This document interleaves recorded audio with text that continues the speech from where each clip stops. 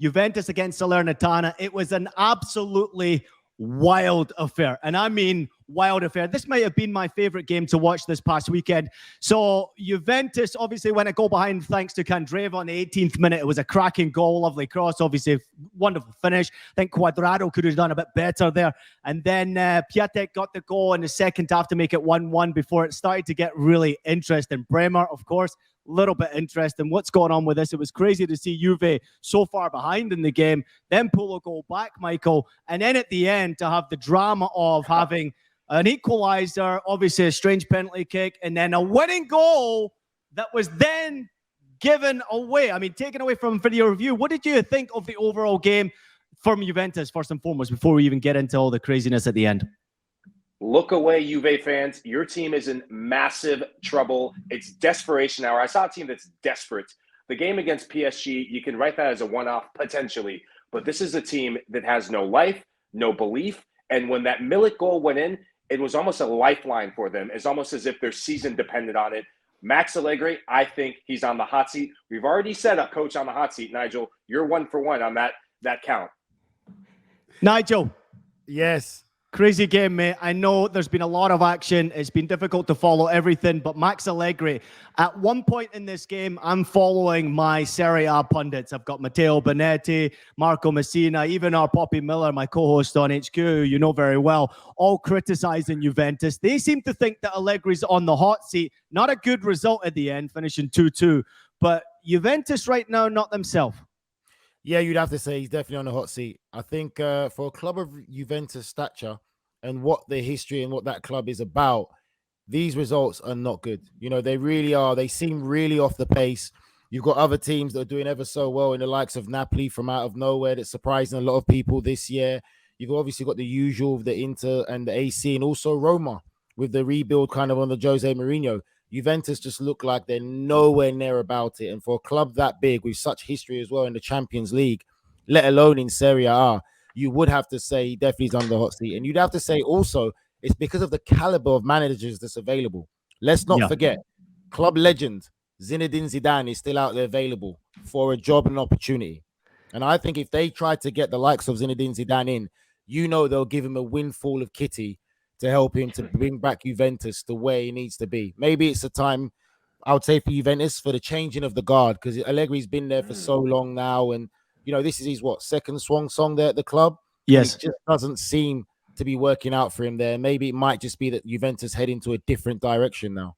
Yeah, well, I will say this, though. It is his second adventure at the club. His first one worked out pretty well indeed. And now you see what's happening at the football club. They've made some signings. They spent a lot of money on Vlahovic coming into the door. And I just want to be clear, this game was absolutely crazy. Juve were 2-0 down at one stage in this game. They managed to pull a goal back. Bremer pulling one back after giving away a handball early in the game. There was a few controversial decisions that video review stepped up and made big calls here. At the end of the game, if you didn't catch it, I suggest you go and try and find the highlights somewhere. The last probably 5-10 minutes of this game, Mike, I know you caught it. I know you've been tired. You've been working your butt off. But catching the end of that game certainly breathed a bit of life into all of us because it was craziness. There ended up being 4 red cards, I think, after 90 minutes. It was insane. Yeah, and I think it's a sign of things to come for Max Allegri. He got a red card. Could that be his marching orders for real that were just foreshadowed for him? This is madness from Juve. For about 60 minutes, they were second best in every category. What worries me about their team is how they are struggling to create chances and score goals. They brought in Vlahovic to solve that problem, got rid of Cristiano Ronaldo because he was too old, too selfish. Alvaro Morata not brought back. They thought he was the problem and Vlahovic was the future. Vlahovic seems to be having brick feet in front of goal. Static, just shambolic today in my book. Brick feet in front of goal. Wow, I have never heard it said as that. He's having a difficult time, but let's be real though. It is a rebuild process at that club, and I think everyone knew that for a while, and they just haven't seemed to get the right formula there. Because I know I still think he's a good player. You know, you can't take away. You don't become a bad player overnight. You look at what he was doing at Fiorentina. Maybe his price might be inflated, as Ian Joy would love to jump in on this one and give his opinion on him. But I still think potentially he is a great talent. I just think he's gone into a real difficult situation right now. And I think that also from him going into Juventus, Mike, all the expectation came to him. It was that whole classic number 9 again, from the history of the club, of the players that have had to play that number 9, the Del Piero role. He was expected to get the goals and get that team firing, but he just hasn't been able to work out for him at the moment. And I think maybe the burden and the pressure of being that number 9, that striker, that old school all-round striker Juventus is becoming a bit too much for him. Well, it's a lot of pressure, you have to say, Mike. I'll let you jump in just a second real quickly because Nigel mentioned my name there, so it means that, you know what, I got to fire back here. I don't like getting fired at, you know. Listen, I understand the price tag is being overinflated. There's a lot of price tags out there. If you look at the recent transfer window, it's insane. Some of the money that's been sharing hands or swapping hands, it's been ridiculous. I must admit that. But when I saw Vlahovic and the goals that he scored at Fiorentina, and I will admit I didn't catch all of his games, but as the rumors started to mount and started to get stronger and stronger, I thought, I'm going to watch him more. And I did. And I thought, wow, what a player. He just looked fantastic.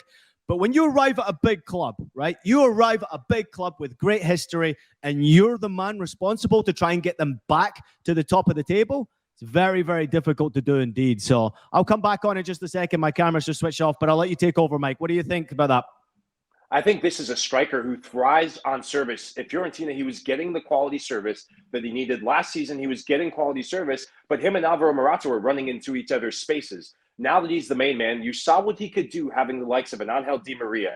I wonder if how much he's suffering is down to the fact that Paul Pogba, Angel Di Maria, players who were brought in to be the creative forces of the team are not there. Their midfield three, like for like, static. They were crap. I also said brick feet. We're going to call them crap, because that's where they were. That's what caffeine dictates. I'm bringing the gloves out today.